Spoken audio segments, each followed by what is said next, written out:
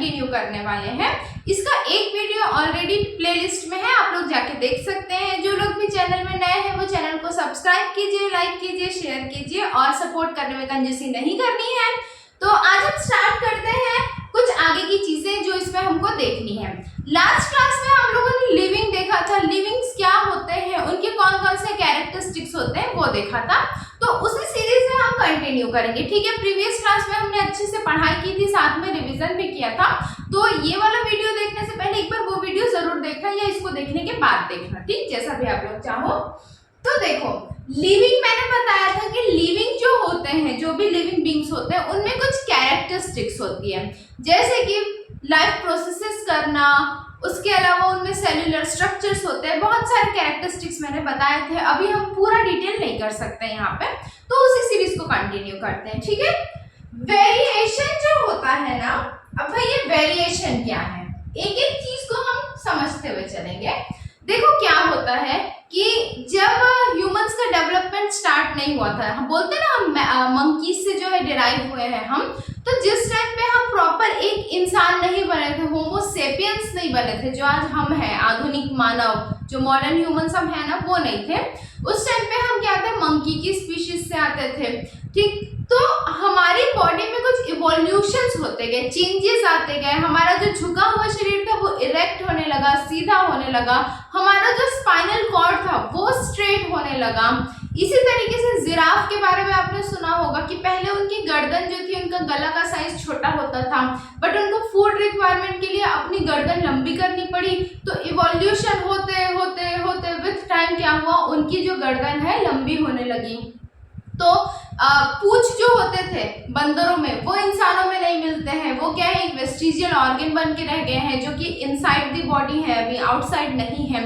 तो इस तरीके से क्या होता है कि विथ टाइम जो इवोल्यूशन होता है, उसी की वजह से वेरिएशन आता है। अब वेरिएशन मतलब हर इंसान अलग होता है, सबके कलर अलग होते हैं, हर लिविंग बीइंग अलग होता है, सबके कैरेक्टरिस्टिक्स अलग होते हैं। कुछ बिल्कुल शाकाहारी होते हैं, वेजिटेरियन होते हैं, कुछ नॉन वेजिटेरियन होते हैं, कुछ दोनों के दोनों खाते हैं, ठीक है। कोई ठंडी जगहों पे रहते हैं, कोई गर्म जगहों पे रहते हैं। तो इस तरीके से जो वेरिएशन है, person to person, living being to living being, जो वेरिएशंस आते हैं उनको, वो भी किसका कैरेक्टर है, लिविंग बीइंग का कैरेक्टर है। जैसे इस मार्कर की मैं बात करूं तो वो, इसमें कोई वेरिएशन नहीं आएगा, जब से बना है और जब तक कि ये चलने वाला है तब तक ये सेम ही रहने वाला है, ठीक है। तो इस तरीके से क्या होता है, वेरिएशन भी किसका कैरेक्टरिस्टिक्स है, लिविंग बीइंग का है। नेक्स्ट मैं बात करूं एडाप्टेशन। अब ये एडाप्टेशन क्या होता है, ठीक है, एडाप्ट कर लेना, मतलब जैसे हम आज, यदि मैं सेंट्रल इंडिया की बात करूं तो सेंट्रल इंडिया में क्या है, ट्रॉपिकल एनवायरनमेंट है, ठीक है। टेम्परेचर जो है यहाँ पे 25 से 35 के बीच में जो रहता है, बहुत ज्यादा ठंडी नहीं होती, बहुत ज्यादा गर्मी नहीं होती है। तो ये एक एनवायरनमेंट है, एक इंटरमीडिएट है। कोस्टल एरिया में क्या होता है, वहां का एनवायरनमेंट अलग होता है। कोल्ड कंट्रीज में, साइबेरियन कंट्रीज में क्या होती है, बहुत ज्यादा ठंडी पड़ती है। तो प्लेस टू प्लेस क्या होता है ना कि एनवायरनमेंट वेरी करता है, और पर्टिकुलर ह्यूमन बीइंग या पर्टिकुलर प्लांट्स जो होते हैं वो उस जगह के हिसाब से अपने आप को एडाप्ट कर लेते हैं, अपने आप को ढाल लेते हैं।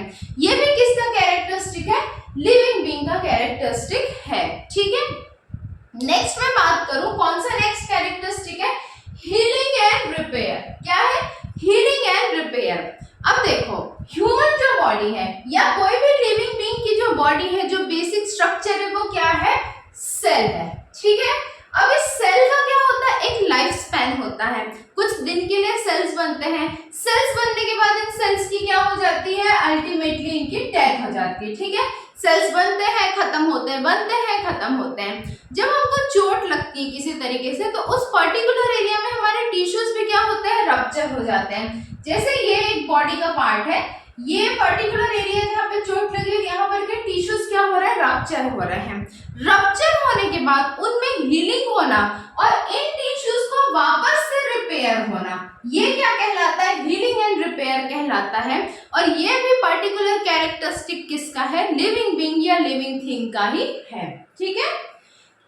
डिस्पोजल ऑफ वेस्ट, हम जो भी चीजें खाते हैं, कंज्यूम करते हैं अपने एनर्जी प्रोडक्शन के लिए, वो एक पर्टिकुलर अमाउंट में हमारी बॉडी अंदर ले लेती है, एब्जॉर्ब कर लेती है, लेकिन एब्जॉर्प्शन के बाद जैसे जो भी हमने खाया एब्जॉर्ब किया, उसके बाद जो वेस्ट प्रोडक्ट बचता है उसको जो बॉडी डिस्पोज करती है वो भी किसका कैरेक्टरिस्टिक्स है, वो भी लिविंग बीइंग के कैरेक्टरिस्टिक्स हैं। ठीक है। मूवमेंट, मूवमेंट ये मारकर आपका लैपटॉप या मोबाइल कोई भी खुद से चल के कहीं नहीं जा सकता, तो मूवमेंट भी किसका कैरेक्टरिस्टिक है, लिविंग बीइंग का है। अब यहाँ पे एक जो एक्सेप्शन आता है, आप बोलोगे एक्सेप्शन भी नहीं बोल सकते, सोचने वाली बात है कि प्लांट्स जो होते हैं वो लिविंग होते हैं, लेकिन वो एक प्लेस से दूसरे प्लेस में मूव तो नहीं करते। तो प्लांट्स में जो मूवमेंट होता है ना वो बहुत अलग अलग कैटेगरी के होते हैं। जैसे टच मी नॉट जो प्लांट होता है, छुई मुई जिसको बोलते हैं, उसमें भी एक तरीके का स्पेशल मूवमेंट होता है। जिसको जिसको पता है वो लोग कमेंट करके बताएंगे, ये सारी चीजें हम पढ़ेंगे। तो उनमें भी मूवमेंट पाया जाता है, ऑल्दो वो एक प्लेस से दूसरी प्लेस में खुद चल के नहीं जाते हैं, बट मूवमेंट उनमें पाया जाता है। ठीक है। तो मूवमेंट में किसका कैरेक्टरिस्टिक है, लिविंग बीइंग के कैरेक्टरिस्टिक्स है। लाइफ स्पैन, जीवन का जो हमारा टाइम होता है, किसका जन्म कितने समय के लिए हुआ है, इसी को हम क्या बोलते हैं, लाइफ स्पैन होते हैं। और लाइफ स्पैन तो सिर्फ और सिर्फ लिविंग बीइंग्स में होते हैं। ठीक है। इनका एक्सपायरी डेट जरूर होता है, जो नॉन लिविंग कुछ फूड एडेबल आइटम्स जो होते हैं, फूड आइटम्स वगैरह, उनके एक्सपायरी डेट होते हैं, कुछ कॉस्मेटिक्स के होते हैं, बट जो प्रॉपर लाइफ स्पैन होता है ये क्या होता है कि living being to living being vary करता है। जैसे डॉग्स का यदि हम मैं बात करूं तो average life span 13-14 years approx होता है। ह्यूमंस की बात करें तो average life span 80 to 100 years approx होता है। पैरेट का बहुत ज्यादा होता है। तो इस तरीके से क्या होता है कि अलग अलग स्पीशीज में लाइफ स्पैन भी क्या होता है, वेरी करता है। और ये भी किसका कैरेक्टरिस्टिक है, लिविंग बीइंग का कैरेक्टरिस्टिक है। ठीक। अब अल्टीमेटली डेथ, ठीक है, शाश्वत सत्य बोलते हैं इसको, अल्टीमेट डेथ, जो कि बिल्कुल जीवन की सच्चाई है कि जीवन है, जन्म हुआ है तो डेथ भी जरूर होगी। तो ये भी किसका कैरेक्टरिस्टिक है, लिविंग बीइंग के कैरेक्टरिस्टिक है। लास्ट क्लास में हम लोगों ने बहुत इलेबोरेट करके सारी चीजों को देखा था। ये कुछ एक्स्ट्रा कैरेक्टरिस्टिक्स है जो भी आपको माइंड में रखने हैं जब आप थ्योरेटिकल पार्ट में जाओगे 11th क्लास के लिए। जब आपको सब्जेक्टिव क्वेश्चन लिखने के लिए आएगा तो ये सारे कैरेक्टरिस्टिक्स आपको डालते हुए चलना, सिनॉप्सिस बना के, और जिस हिसाब से जितने नंबर में पूछे जाएंगे उसके अकॉर्डिंग आपको सबके ऊपर 1 लाइन 2 लाइन एक्सप्लेन करना है। ठीक। और यदि मैं नीट के पर्सपेक्टिव से बात करूं तो नीट में भी आ सकता है, बिल्कुल एलिमिनेट करने के लिए आ सकता है कि which of the following character is of living being और नॉट। इस तरीके से जो क्वेश्चंस है, क्वेश्चंस प्रैक्टिस हम साथ में करते हुए चलेंगे। जैसे ही ये टॉपिक ओवर होगा उसके बाद, मतलब ये लिविंग वर्ड वाला है, नॉमेनक्लेचर, ये सब सारे टॉपिक्स हैं, ये कवर होने के बाद हम इनकी क्वेश्चन प्रैक्टिस भी करेंगे। ठीक। अब एक बहुत इंपॉर्टेंट पॉइंट पे हम आते हैं, बायोडाइवर्सिटी। क्या है biodiversity? Diversity among living being, जीव जंतुओं में, जीवित प्राणियों में या पौधों में जो डाइवर्सिटी पाई जाती है, जो अलग अलग कैरेक्टर्स पाए जाते हैं, हर पर्सन, हर जानवर, हर पेड़ पौधा, हर तरीके के लिविंग बीइंग एक दूसरे से पूरी तरह से अलग है। ठीक है। आंख, नाक, कान, ये जो वाइटल ऑर्गन्स है, किडनी, लिवर, ये सब में मिलते जरूर है लेकिन दिखते सब में एक जैसे नहीं है। जो हमको दिखाई देता है वो सारा कैरेक्टर क्या होता है, अलग होता है। तो इसी को क्या बोलेंगे, बायोडाइवर्सिटी। मतलब लिविंग बीइंग में, लिविंग वर्ल्ड में जो डाइवर्सिटी मिलती है, जो भिन्नता मिलती है, जो डिफरेंशिएशन होता है एक जीवित पर्सन का दूसरे जिंदा पर्सन से, या एक प्लांट का दूसरे प्लांट से, इस तरीके से, या एक एनिमल का दूसरे एनिमल से, किसी भी स्पीशीज का दूसरे स्पीशीज से जो डिफरेंशिएशन होता है, जो इनमें डाइवर्सिटी पाई जाती है, उसी को हम क्या बोलते हैं, बायोडाइवर्सिटी बोलते हैं। हमारा जो इकोस्फीयर, बायोस्फीयर है, जहाँ पे हर तरीके के लिविंग बीइंग्स रहते हैं, ह्यूमंस रहते हैं, एनिमल्स रहते हैं, बैक्टीरिया, फंजाई, ये सब रहते हैं, प्लांट्स रहते हैं, छोटे छोटे कीड़े मकोड़े, ऑर्थ्रोपोड्स रहते हैं। तो इस तरीके से सब लोग क्या करते हैं, उस लिविंग, जैसे ये हमारा बायोस्फीयर है तो इसमें हर कोई रहता है, ह्यूमंस रहते हैं, ठीक है, एनिमल्स रहते हैं, प्लांट्स रहते हैं, बैक्टीरिया रहते हैं, बहुत तरीके के अलग अलग डिफरेंट तरीके के क्या होते हैं, स्पीशीज होते हैं।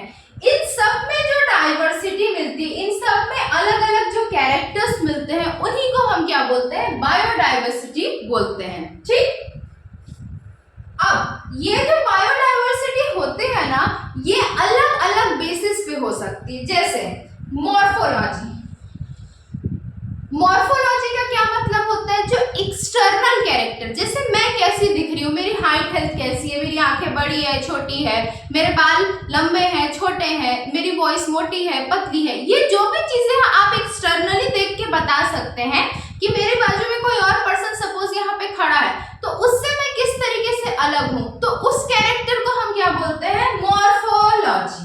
क्या बोलेंगे, मॉर्फोलॉजी। मतलब क्या होता है, मॉर्फोलॉजी इज एक्सटर्नल कैरेक्टर। ठीक है, बाहरी जो आप बाहर से देख के किसी में भी डिफरेंशिएट कर सकते हो। जैसे दो ह्यूमंस में, दो प्लांट्स में, दो एनिमल्स में, एक प्लांट और एक एनिमल में, एक एनिमल और एक ह्यूमन में, आप जिस भी बेसिस पे सब देख के डिफरेंशिएट कर सकते हो, उसको हम क्या बोलते हैं, मॉर्फोलॉजिकल कैरेक्टर बोलते हैं। तो बायोडाइवर्सिटी के कौन कौन से बेसिस में होता है, एक तो होता है मॉर्फोलॉजिकल बेसिस में, दूसरा होता है एनाटॉमी। अब भाई ये एनाटॉमी क्या है, एनाटॉमी इज एक्सटर्नल कैरेक्टर। जैसे ह्यूमंस में कितनी चांस, ठीक, ये क्या होता है, sorry, anatomy is internal character, slip of tongue हो गया। एनाटॉमी क्या होता है, इंटरनल कैरेक्टर होता है। अब इंटरनल कैरेक्टर कैसे, जैसे ह्यूमंस में कितने होते हैं, 4 चैम्बर हार्ट होते हैं। ठीक है, फ्रॉग्स में कितने चैम्बर हार्ट होंगे, ये आप लोग कमेंट करके बताओगे। ठीक, ह्यूमंस में जो होते हैं स्ट्रेट बॉडी स्ट्रक्चर होता है, 5 फीट करीब जो है हाइट होती है, एक एवरेज हाइट यदि मैं फीमेल्स की ले लूँ तो, उसी तरीके से मेल्स की कुछ हाइट होती है। तो इंटरनली जो भी, जैसे हमारे लीवर का साइज अलग होता है, हार्ट का जो शेप होता है वो अलग होता है, हमारी किडनी की फिल्ट्रेशन की जो कैपेसिटी होती है वो अलग होती है, जो क्रेनियल कैपेसिटी है, जो दिमाग की कैपेसिटी है वो अलग होती है। प्लांट्स में जो फिजियोलॉजी है, उनके जो प्रोसेस है वो अलग तरीके से होते हैं। यदि मैं दूसरे एनिमल्स की बात कर लूं तो उनमें अलग तरीके से होते हैं। तो जो भी इंटरनल कैरेक्टरिस्टिक्स हैं, ठीक है, internal characteristics, internal vital organs, किस तरीके से बॉडी फंक्शन करती है अंदर से, जो सारे ऑर्गन्स हैं वो किस तरीके से फंक्शन करते हैं, उस बेसिस को हम क्या बोलते हैं, एनाटॉमी।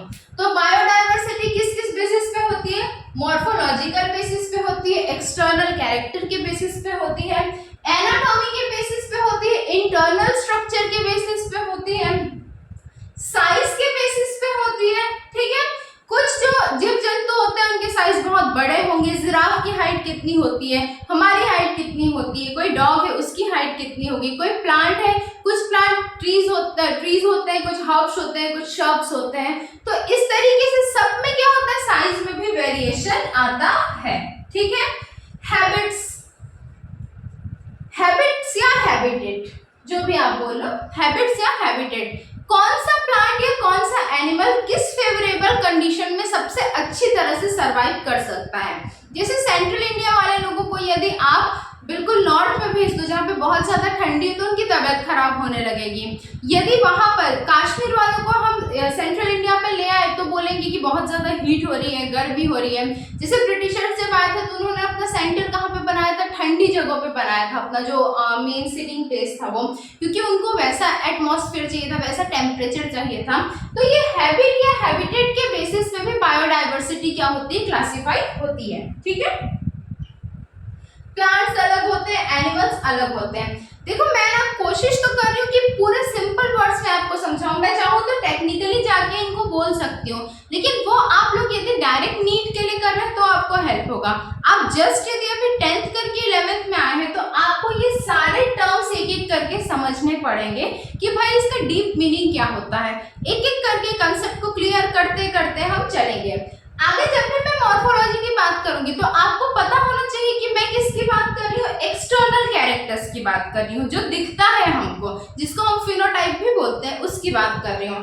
जब मैं एनाटॉमी की बात करूंगी तो आपको पता होना चाहिए कि मैं इंटरनल जो ऑर्गन्स है, इंटरनल बॉडी स्ट्रक्चर, उसकी बात कर रही हूँ, जिसको हम फिजियोलॉजी बोलते हैं। तो इस तरीके से जो है आपको एक एक कंसेप्ट क्लियर करते हुए चलना है, ठीक है। अभी ये जो क्लास है ना, ये थोड़ी सी आपको बोरिंग लग रही होगी, क्योंकि इसमें क्या है कि बहुत ज्यादा थ्योरी है और बहुत सारे वर्ड्स हैं, उनको दिमाग में रखना लेकिन इम्पोर्टेंट है भाई, बहुत इम्पोर्टेंट है, ठीक। हमको कुछ टर्मिनोलॉजीज देखनी है अभी, किसके लिए, आगे ताकि हम बायोलॉजी को समझ सके उसके लिए। इसके बाद हमको क्या है कि विटेकर का क्लासिफिकेशन, लिनेस का क्लासिफिकेशन, ये सब देखना है, तो उसमें ये सारी टर्मिनोलॉजीज काम आने वाली हैं, ठीक। सिस्टमैटिक्स क्या होता है?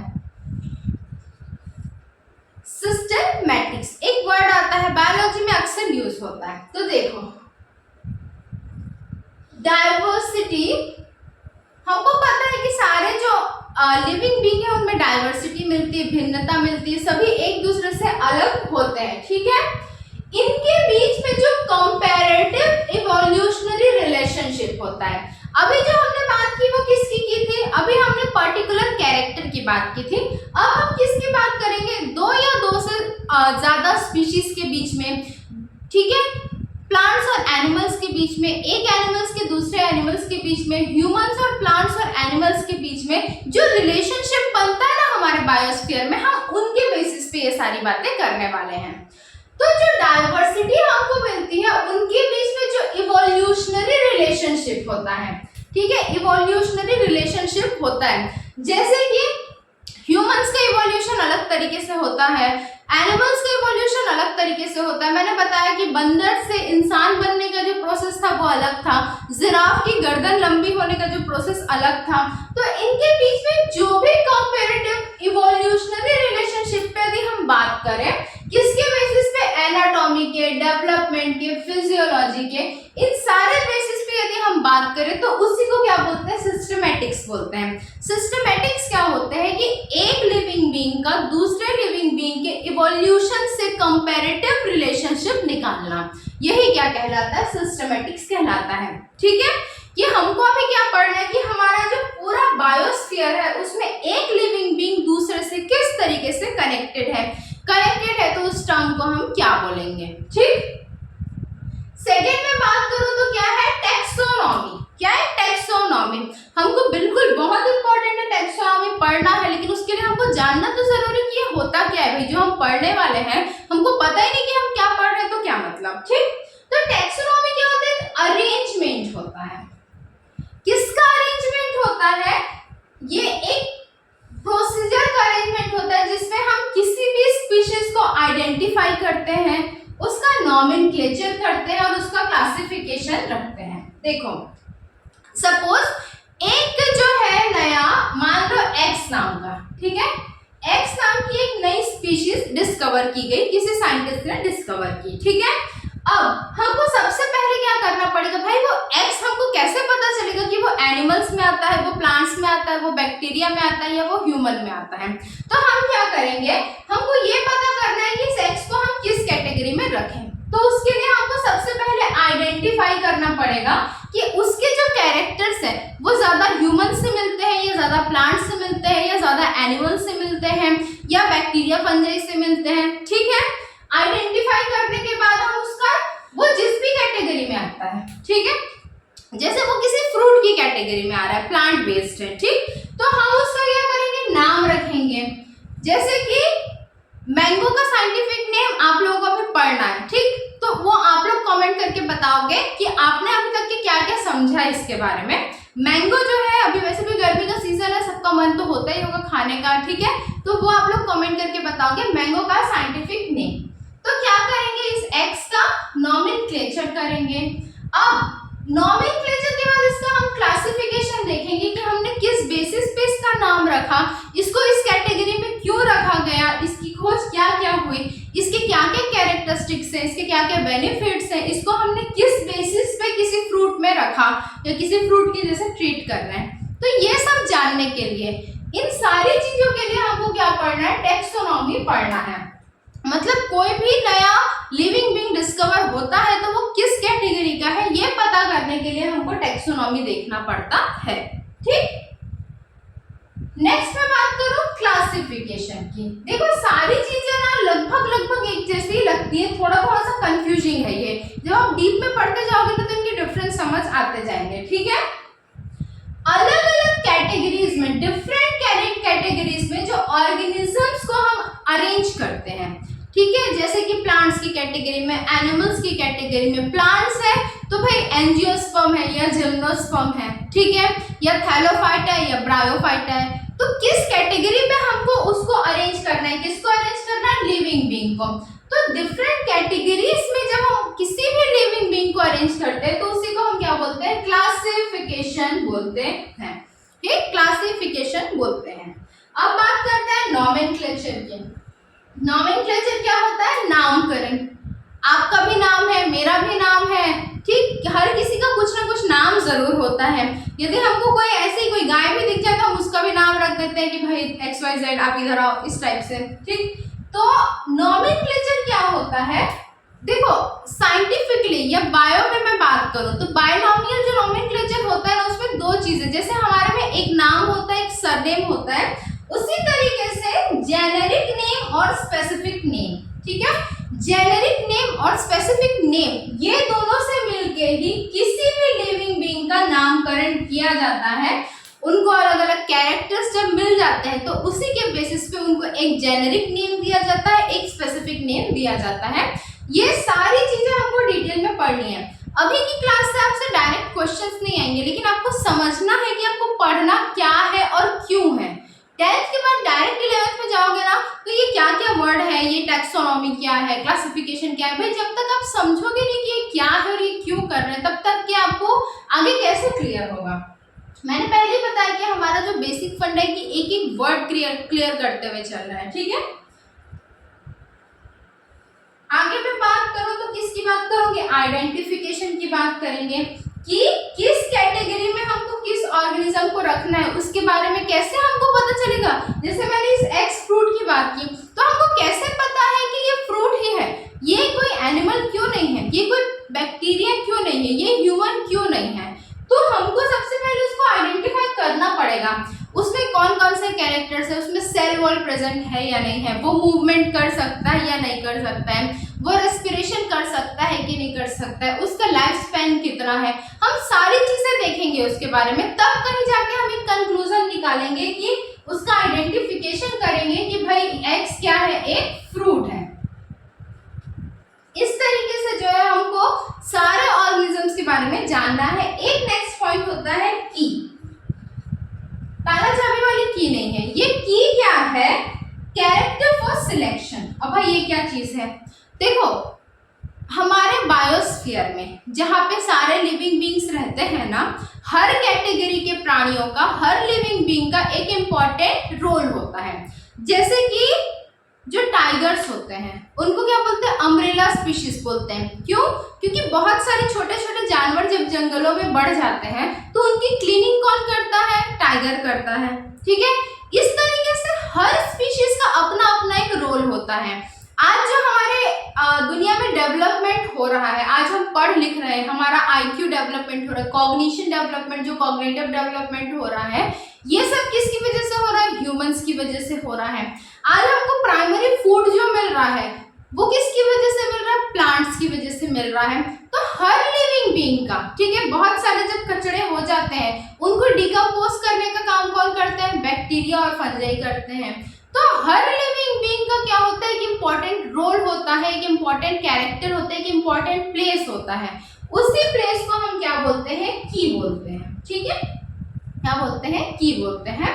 नो डाउट आज आप लोगों को बहुत हौच पौच लग रहा होगा और थोड़ा सा कंफ्यूजिंग भी होगा, लेकिन मैं यही सजेस्ट करूंगी कि आप लोग ये वीडियो 1 से 2 बार कम से कम देखो और समझो कि आपको समझना आगे क्या क्या है। अभी से बेसिक क्लियर करते हुए चलोगे ना तो ही आगे अच्छा रहेगा बेटा आपके लिए, ठीक है। देखते हैं फिर आगे, एक बार क्विकली रिवीजन करते हैं। थोड़ा सा यार बोरिंग है, अभी काम चला लो, फिर आगे के जो चैप्टर्स होंगे ना अच्छे रहेंगे, इंटरेस्टिंग रहेंगे। अभी तो आपके में पूरा का पूरा जो लाइफ प्रोसेस है वो तो काफी इंटरेस्टिंग चैप्टर होता है, ठीक। क्या देख रहे हैं अपन, लिविंग वर्ड देख रहे हैं। इसमें कुछ कुछ इंपॉर्टेंट जो कैरेक्टरिस्टिक्स है वो हमने पहले देखे थे, अभी फिर से देखते हैं। वेरिएशन होता है हर स्पीशीज में, हर इंडिविजुअल लिविंग बीइंग एक से मतलब दूसरा क्या होता है, अलग होता है, उसी को हम क्या बोलते हैं, वेरिएशन बोलते हैं। और ये जो इवोल्यूशन होता है वो टाइम के साथ आते जाता है, ठीक है। एडाप्टेशन, अलग अलग एनवायरमेंट कंडीशन में अपने आप को एडाप्ट कर लेना ही क्या कहलाता है, एडाप्टेशन कहलाता है। अपने आप को उस पर्टिकुलर एनवायरमेंट के अकॉर्डिंग सेट कर लेना। हीलिंग एंड रिपेयर, जब हमारी बॉडी में कोई चोट लगती है, कोई टिश्यू रप्चर होता है, किसी ऑर्गन में प्रॉब्लम होता है, तो लिविंग बीइंग्स का कैरेक्टर होते हैं कि उन सेल को रिपेयर करते हैं और वापस से जो है उस जगह को हील करके ठीक कर देते हैं, हमारे जो भी चोट होती है उसको ठीक कर देते हैं। डिस्पोजल ऑफ वेस्ट, जो भी हम इनपुट लेते हैं जो हमारी बॉडी के एनर्जी के लिए जरूरी है, उन वेस्ट का क्या होता है, डिस्पोजल भी होता है। जब हम लेते हैं जितना हमारी बॉडी ले सकती है, एब्जॉर्ब कर सकती है, कर लेती है, बाकी को क्या करती है, ऐसा वेस्ट प्रोडक्ट करती है, जिसको हम एक्सक्रीशन के थ्रू क्या करते हैं, हमारी बॉडी से बाहर कर देते हैं। ये किसके, ह्यूमंस के बेसिस पे मैंने बताया। मूवमेंट, एक प्लेस से दूसरी प्लेस में मूव करना, प्लांट्स में ये अलग तरीके से होते हैं, वो लोग एक ही जगह पे रह के अपना मूवमेंट शो करते हैं। तो लिविंग बीइंग का एक और इम्पोर्टेंट कैरेक्टर क्या है, मूवमेंट है। लाइफ स्पैन, किस जीव जंतु का जीवन जो है वो कितने सालों का होता है on an average species basis पे, उसी को हम क्या बोलते हैं, लाइफ स्पैन बोलते हैं। डेथ, अल्टीमेट कैरेक्टर है कि भाई जो जिंदा है, जिसका जन्म हुआ है उसको मरना ही है, ठीक है। अच्छा, बायोडाइवर्सिटी क्या होती है, अलग अलग लिविंग बीइंग्स के बीच में जो डाइवर्सिटी पाई जाती है, एक बायोस्फीयर में, एक अर्थ में कितने तरीके के लिविंग बीइंग्स होते हैं, उनके बीच में जो भिन्नता, जो डाइवर्सिटी, जो डिफरेंशिएशन होता है, उसी को क्या बोलते हैं, बायोडाइवर्सिटी बोलते हैं। बहुत इंपॉर्टेंट है, ये आगे बहुत बड़ा रोल प्ले करने वाला है। बहुत सारे वाइड रेंज में हमको क्या मिलती है, वैरायटी मिलती है, डिफरेंसेस मिलते हैं। किस किस बेसिस पे मिलते हैं, मॉर्फोलॉजिकल एक्सटर्नल बेसिस पे मिलते हैं, एनाटॉमिकल इंटरनल बेसिस पे मिलते हैं, साइज के बेसिस पे मिलते हैं, हैबिट्स और हैबिटेट के बेसिस पे मिलते हैं। इस तरीके से क्या होता है कि लिविंग बीइंग्स में बहुत सारी जो है डाइवर्सिटी मिलती है, ठीक है। प्लांट्स अलग होते हैं, एनिमल्स अलग होते हैं। टर्मिनोलॉजीज में हमने देखा सिस्टमैटिक्स क्या होता है, तो एक कंपैरेटिव रिलेशनशिप होता है, एक स्पीशीज का दूसरे स्पीशीज से, एक लिविंग बीइंग का दूसरे स्पीशीज से इवोल्यूशन के बेसिस पे जब हम कंपेयर करते हैं एक दूसरे को, तो उसी को क्या बोलते हैं, सिस्टमैटिक्स बोलते हैं। ये बेसिस क्या क्या हो सकते हैं, एनाटॉमिकल बेसिस हो सकते हैं, डेवलपमेंट के बेसिस पे, फिजियोलॉजिकल बेसिस पे, साइज के बेसिस पे, मॉर्फोलॉजिकल बेसिस पे सब आते हैं इसमें। टेक्सोनॉमी क्या होता है, अरेंजमेंट होता है कि हम किस स्पीशीज को किस कैटेगरी में रख रहे हैं, उसी को क्या बोलते हैं, टेक्सोनॉमी बोलते हैं। किस बेसिस पे हमने आइडेंटिफाई किया, कैसे उसका नाम रखा, नॉमेनक्लेचर किया, इनको क्या बोलते हैं, कैसे उसको क्लासिफाई कर रहे हैं, टेक्सोनॉमी बोलते हैं, ठीक है। क्लासिफिकेशन क्या होता है, अलग अलग कैटेगरी में जब हम ऑर्गेनिजम्स को प्लेस करते हैं तो क्या होगा, वो क्लासिफिकेशन कहलाएगा।